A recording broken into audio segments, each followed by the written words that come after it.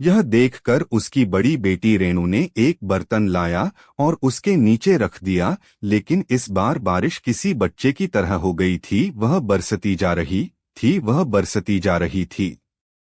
2 दिन इसी तरह बीत गए और इधर घर में खाने का एक दाना नहीं। दोनों बच्चियों का भूख के मारे बुरा हाल था। लेकिन वह अपनी माँ से कुछ नहीं कहती और ना ही किसी से मदद मांग सकती थी, क्योंकि पूरी बस्ती पानी पानी हो गई। शांता, मुझसे बहुत बड़ी गलती हो गई बच्चों, जो मैं इन पर फिर से विश्वास कर बैठी और उन्होंने फिर से मेरा विश्वास तोड़ दिया। यहाँ मेरी दोनों बेटियां भूख से बिलख रही है और यह है कि शराब के नशे में धुत पड़े हुए हैं। लगातार बारिश के कारण अब तो घरों के अंदर भी पानी घुसने लगा था। सरकार ने अलर्ट जारी कर दिया था। अब तो यह बरसात का पानी लोगों की जान का दुश्मन बन गया था। शांता के घर में भी पानी पूरी तरह घुस गया था। समझ नहीं आ रहा था कि वहां क्या करें और क्या ना करें। उसने धर्मा को जगाने की खूब कोशिश करें, लेकिन वह जागता जरूर, लेकिन अपने पास रखी शराब की बोतल से 2 घुट मारता और फिर सो जाता।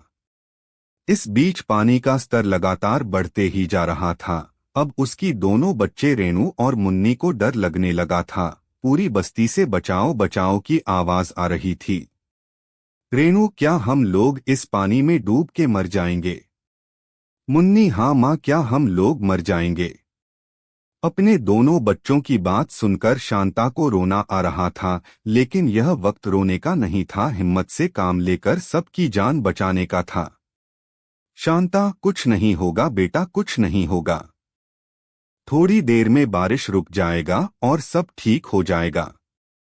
लेकिन बारिश कहाँ हमारी बात सुनती है। वह तो अपनी रफ्तार में ही हो रही थी, छम छम छम छम, और आज तो पानी छतों तक भर गया था, छत से टपक रहा था। इस बीच धर्मा का नशा टूटा और वहां जग गया और उसे समझ आया अपने चारों तरफ देखने के बाद कि यह लोग बहुत मुसीबत में हैं। गरीब की बारिश, अच्छी अच्छी कहानी बताइए। धर्मा, शांता, यह इतना सारा पानी हमारे घर में कहाँ से आया? शांता, 2 दिन से लगातार बारिश हो रही है। इस बीच पानी लगातार बढ़ता ही जा रहा था। शांता ने अपनी दोनों बेटियों को अपने कंधे पर उठा लिया था। हमें यहाँ से बाहर निकलना होगा और किसी से मदद मांगनी होगी, नहीं तो हम यही अपना दम तोड़ देंगे। पहली बार धर्मा की आंखों में मौत का खौफ दिख रहा था और शायद उसे अपने कर्मों का पछतावा भी हो रहा था। उसने अपनी दोनों बेटियों को अपने कंधे पर बैठा लिया। धर्मा, तू फिक्र मत कर शांता, मैं मर भी जाऊंगा लेकिन अपनी दोनों बेटियों को कुछ नहीं होने दूंगा, तू चिंता मत कर। तभी शांता की नजर एक टायर की ट्यूब पर गई जो पानी में तैर रही थी। वो उसी का सहारा लेकर पानी में उतर गई और मदन ढूंढने लगी। 2 दिन की भूखी प्यासी शांता किसी तरह से पानी में तैरती रही और मदद की गुहार लगाते रहे। थोड़ी देर बाद उसे बचाव दल की एक बोट नजर आई। उस बोर्ड पर बचाव दल के लोग भी थे। उन्होंने भी शांता को देखा। उन्होंने अपनी नाम है उसे बिठा लिया। शांता, मेरे बच्चे, मेरे पति, मेरे बस्ती के कई सारे लोग डूब रहे हैं, अब जल्दी से चली और उन सब को भी बचा लीजिए, दबी स्वर में हाँफते हुए कहती। बचाव दल का दास्तां शांता की बस्ती की तरफ निकल पड़ा। ठीक समय पर बचाव दल के पहुंचने से कई लोगों की जान बच गई। कई लोग डूबकर अपनी जान भी गंवा बैठे।